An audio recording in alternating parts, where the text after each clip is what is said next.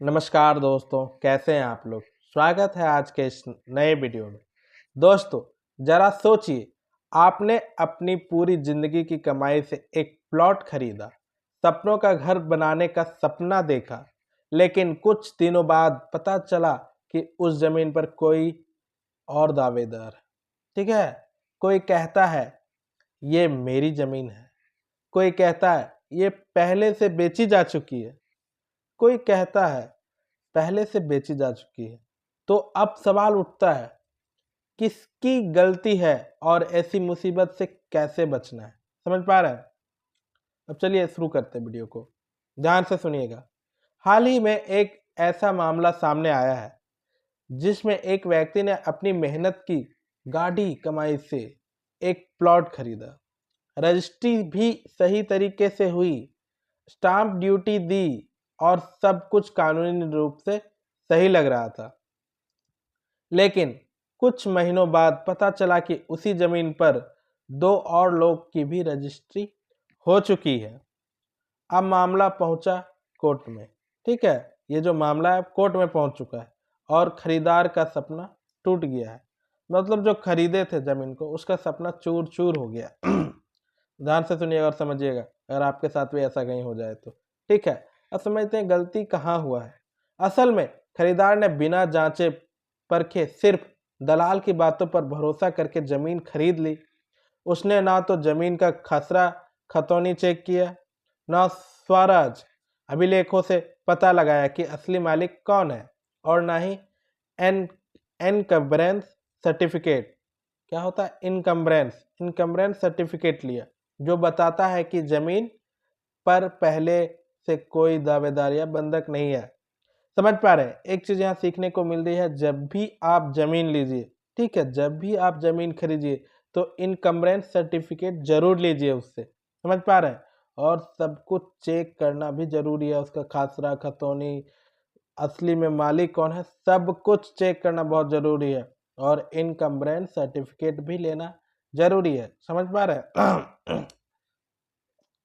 दोस्तों, यह कहानी सिर्फ एक व्यक्ति की नहीं है, बल्कि हजारों खरीदारों की हकीकत है। अगर आप भी जमीन या प्लॉट खरीदने की सोच रहे हैं तो इन बातों का ध्यान रखना बहुत ही जरूरी है। इन बातों का आप ध्यान रखें ही रखें। समझ पा रहे हैं? अब समझते हैं कि जमीन के कागज की पूरी जांच कैसे करना है। ठीक है, खसरा खतौनी नंबर ऑनलाइन पोर्टल जैसे भूलेख.up.nic.in या जमाबंदी.nic.in पे जाके जरूर चेक कर लें। ठीक है, आप खसरा खत्ता नंबर जाके चेक कर लें किसके नाम पे है, ये कितनी बार ये रजिस्टर हुआ है, किसके नाम पे, सब कुछ पता चल जाएगा आपको वहां पे। समझ पा रहे हैं? मालिक का नाम, गाटा नंबर और एरिया मिलान जरूर करना है आपको। क्या करना है? मालिक का नाम क्या है वो देखना है, गाटा नंबर क्या है और एरिया मिलान करना है। समझ पा रहे हैं? अब इनकम्बरेंस सर्टिफिकेट, इसको कैसे लेना है? ठीक है, इसको जरूर से जरूर लेना। यह सर्टिफिकेट बताता है कि जमीन किसी बैंक लोन, मुकदमे या पहले की बिक्री में फंसी तो नहीं है। समझ पा रहे हैं?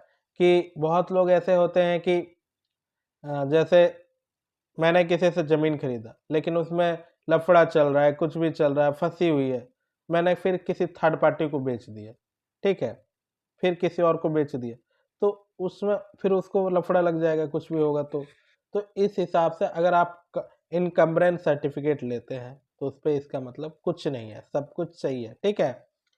रजिस्ट ठीक है, तो इनकम्बरेंस सर्टिफिकेट लेना बहुत ही ज़रूरी है। अब समझते हैं लोकल तहसील या स्वराज विभाग से पुष्टि कैसे करना है। रजिस्ट्री से पहले तहसील या पटवारी से लिखित पुष्टि ले लें, क्योंकि इस जमीन का विवादित नहीं है। ठीक है, तहसील से क्या लेना है या राजस्व विभाग से क्या लिखित पुष्टि लेना है कि जमीन में कोई विवादित नहीं है पहले से। समझ पा रहे हैं? अब चौथा क्या कहता है? गवाहों और पड़ोसियों से जानकारी ले लेना। ठीक है, कभी कभी लोग एक ही जमीन को कई बार बेच देते हैं। बहुत ऐसे दलाल होते हैं जो एक ही जमीन को बहुत बार बेच देते हैं, वो बहुत फ्रॉड होते हैं, बहुत बड़े दलाल होते हैं। समझ पा रहे हैं? पास के लोगों से पूछ लें कि ज़मीन पर कोई पुराना विवाद तो नहीं है। अपने पास के जो लोग हैं, आसपास के, जहां आप ज़मीन रह लें, उसके आस अड़ोसी पड़ोसी जो भी हैं उसे मालूम होती है, ठीक है। तो उससे आप एक बार जानकारी ज़रूर ले लें, या फिर गवाह इकट्ठा कर लें कुछ लोग की ये सही ज़मीन है, ठीक है। अब कानूनी सलाह भी लेना है। हमेशा किसी वकील या संपत्ति सलाहकार से कागज जांच करवाएं, ठीक है, या फिर सिविल एडवोकेट से या फिर संपत्ति सलाहकार से कागज को जांच करवा लें। थोड़ा खर्च होगा लेकिन लाखों बच सकते हैं।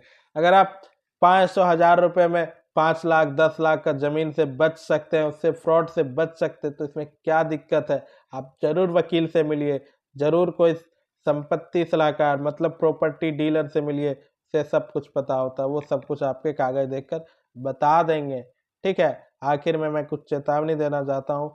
बिना जांच जमीन खरीदना मतलब अपनी मेहनत की कमाई को जोखिम में डालना है।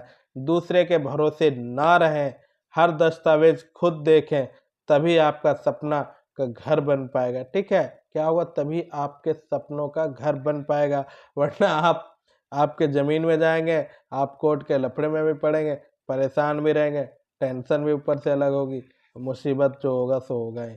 आप फिर दोबारा ज़मीन खरीदने के लिए सोच भी नहीं सकेंगे कि लोग ऐसे फ्रॉड करते हैं।